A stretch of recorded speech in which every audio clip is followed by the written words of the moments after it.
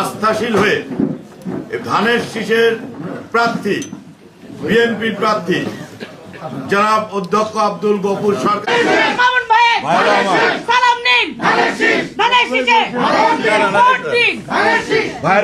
আসলে বিষয়টা জানেন যে অনেকে হয়তো এখানে আমার বড় ভাই লিটন ভাই আছে যে আমি যখন সরকারি বিজ্ঞান কলেজে পড়ছি একদিন হলো এই অফিসটায় এসে কিন্তু আমার রাজনৈতিক জীবনের সূচনা হয়েছিল। তো তার ধারাবাহিকতা একটা সময় হয়তো টুকটাক আসছি, রাজনীতি করছি, পরবর্তীতে ঢাকা বিশ্ববিদ্যালয় কিংবা কেন্দ্রীয় কমিটি, কিন্তু এই বিএনপির অস্তিত্ব কিন্তু আমার এই অফিসের সাথে গাঁথা, কিংবা বিএনপি আমার পুরো অস্তিত্বের সাথেই গাঁথা, ভাই ধানের শীষ আমার অস্তিত্বের সাথেই গাঁথা।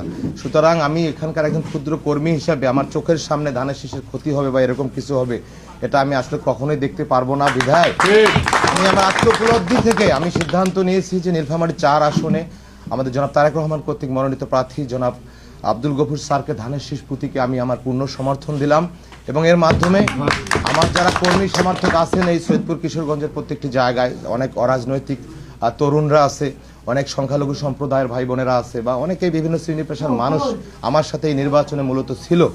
আমি তাদেরকে আহ্বান জানাবো যে আসলে আজকে ধানের শীষ না কিংবা তারেক রহমান বিএনপি বড় কথা না, আমাদের এই সৈয়দপুরের মানুষের উন্নয়নের স্বার্থে হলো আমাদের অন্তত একটিবারের জন্য ঐক্যবদ্ধ হওয়া এখন জরুরি হয়ে গেছে। আমরা বিগত 15-16 বছর আমরা দেখছি 2001 থেকে 2006 পর্যন্ত যতটুকু উন্নয়ন হয়েছে এই সৈয়দপুরের এই বিএনপির সরকারের মধ্যেই কিন্তু হয়েছে। এরপরে গত 15 বছরে আমরা দৃশ্যমান তেমন কিছু কিন্তু এই সৈয়দপুর কিশোরগঞ্জে দেখি নাই, কিন্তু বর্তমানে আমরা আমাদের প্রিয় নেতা জনাব তারেক রহমানের নেতৃত্বের প্রতি আস্থা রেখে একটু আস্থা পাচ্ছি। যদি সত্যিকার অর্থে আমরা এই আসনটা বাংলাদেশ জাতীয়তাবাদী দল তথা বিএনপির হাতে তুলে দিতে পারি, এটা শুধু আমাদের বিএনপি না, গোটা সৈয়দপুর কিশোরগঞ্জের মানুষের জন্য একটা সৌভাগ্যের বিষয় বলে আমি মনে করি। এখানে আমার অত্যন্ত স্নেহভাজন মামুনুর রশিদ মামুন, আমি অনেক আগের থেকেই তার সঙ্গে একটা সুসম্পর্ক ছিল, এবং কোনোদিন আমি দেখি নাই আমার সামনে উচ্চস্বরে কোনো কথা বলেছেন।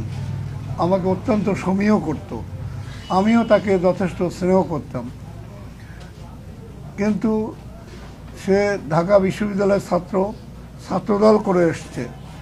আজকে দীর্ঘ 16-17 বছর আন্দোলন সংগ্রাম করেছি আমরা মানুষের ভোটের অধিকার প্রতিষ্ঠিত করার জন্য। আমাদের নেতা তারেক রহমান সাহেব দীর্ঘ 17 বছর প্রবাস জীবন কাটিয়ে এই রাষ্ট্র যে নষ্ট হয়েছে এটা মেরামতের জন্য 31 দফা কর্মসূচি রচনা করেছেন। এই জুলাই আগস্ট গণ অভ্যুত্থানে ফ্যাসিস্টরা দেশ ছেড়ে পালিয়েছে, কিন্তু ফ্যাসিস্টের প্রেতাত্মা এখনও দেশে ঘুরছে। এই অবস্থায় 12ই ফেব্রুয়ারি নির্বাচন, এই নির্বাচনে সারা দেশের মতো আমাদের দল দেশনেত্রী বেগম খালেদা জিয়ার সম্মতিতে জনাব তারেক রহমান সাহেব সৈয়দপুর এবং কিশোরগঞ্জের মানুষের সেবার জন্য, উন্নয়নের জন্য আমাকে ধানের শীষের প্রতীক নিয়ে কাজ করার জন্য বলেছেন বা অনুমতি দিয়েছেন, প্রার্থী করেছেন। আমি আমার দলের কাছে যেমন কৃতজ্ঞ অনুরূপ আমার এই সৈয়দপুর কিশোরগঞ্জবাসীর কাছে। আমরা আজকে সৈয়দপুর এবং কিশোরগঞ্জে গণমানুষের সঙ্গে যোগাযোগ রক্ষা করে চলছি, কিন্তু লক্ষ্য করা যাচ্ছে যে আমাদের বিপক্ষে যে সমস্ত দল আছে তার মধ্যে একটি দল যেটা রং বদলিয়েছে। 2024-এর 7ই জানুয়ারি ডেমি নির্বাচনে স্বতন্ত্র প্রার্থী হিসাবে প্রতিদ্বন্দ্বিতা করেছিল, এবং পরবর্তীতে আমরা দেখেছি যে ফ্যাসিস্ট সরকারের অন্যতম সহযোগী হিসাবে কাজ করেছে। এবার লাঙ্গল মার্কা নিয়ে মাঠে নামিয়েছে।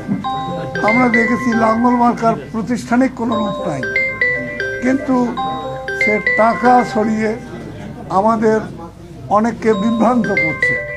এই অবস্থায় আমাদের মামুনুর রশিদ মামুন সেও নির্বাচনের জন্য বা বিএনপির মনোনয়ন প্রত্যাশী ছিল। মনোনয়ন তো সবাইকে দেওয়া সম্ভব নয়, একজনকে দেয়। সেই হিসাবে সৈয়দপুর কিশোরগঞ্জের একজনকে মনোনয়ন দিয়েছেন। বাকিরা আমরা দেখেছি যে আমাদের দলের থেকে অন্যরা এটা সম্মতিতে তারা ধানের শীষকে সমর্থন দিয়েছে বা আমাকে সমর্থন দিয়েছে। আমাদের মধ্যে 2 জন বিদ্রোহী প্রার্থী হয়েছেন। এর মধ্যে মামুনুর রশিদ একজন, আর একজন হলেন আর রানা রানা রানা রানার তার বোধ এখনো হয়নি। আমরা আহ্বান জানাই যে মামুনুর রশিদ আজকে যে তার ধানের শীষের প্রতি, বিএনপির প্রতি, দেশনেত্রী বেগম খালেদা জিয়ার প্রতি যে মমতা এবং সর্বশেষ এই দলের প্রতি তার যে মমতা বা তার যে অনুপ্রেরণা যেটা দেখেছে, সে নিজে আমার সঙ্গে আলাপ আলোচনায় বলেছেন যে আমি আপনার সঙ্গে কাজ করতে চাই। সেই সুবাদে আমরা আন্তরিকতার সঙ্গে